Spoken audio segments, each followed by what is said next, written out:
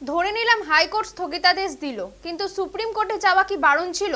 বিচার ব্যবস্থার প্রতি যে অবজ্ঞা তা বাংলার গণতন্ত্রের জন্য ক্ষতিকারক। শাহজাহানের গ্রেফতারির ইস্যুতে বাংলার শাসক দলকে তোপ প্রদেশ কংগ্রেসের সভাপতির।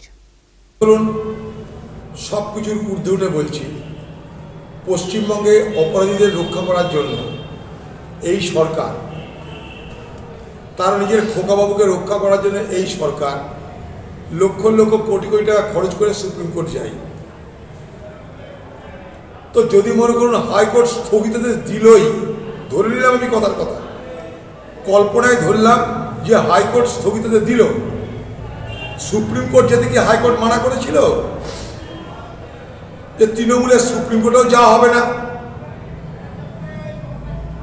এই স্থগিতাদেশকে প্রত্যাহার করার জন্য যদি পশ্চিমবঙ্গ সরকার সত্যিই মনে করত, যদি খোকাবাবু সত্যিই মনে করত শাহজাহানকে ধরার দরকার, তাহলে সুপ্রিম কোর্ট যেত।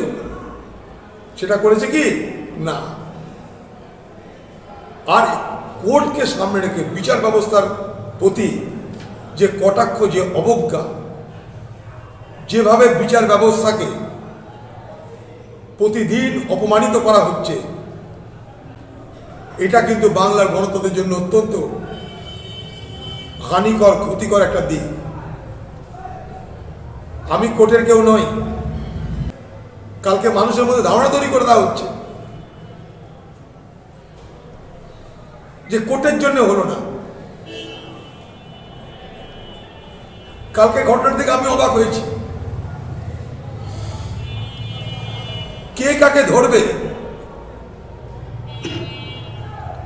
আঁচলের তলায় যদি শাহজাহান ভাই থাকে, সেই ভাইকে খুঁজে পাওয়া তো মুশকিল।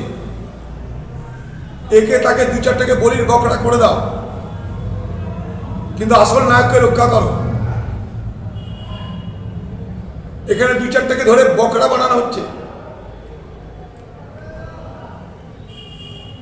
ছা চিমড়ি ধরা হচ্ছে, রাঘব বোয়ালকে ধরা হচ্ছে না, কারণ ভোট এসছে, কাজে লাগবে। ভোটের বড় হাতিয়ার চলে গেলে খোকাবাবু জেতা মুশকিল। তাই শেখ শাহজাহানদের ধরা হয় না। ধরা পড়ছে না তা নয়, ধরা হয় না। তার বদলে কিছু ছা চিমড়িকে বলি দিয়ে দেওয়া হয়।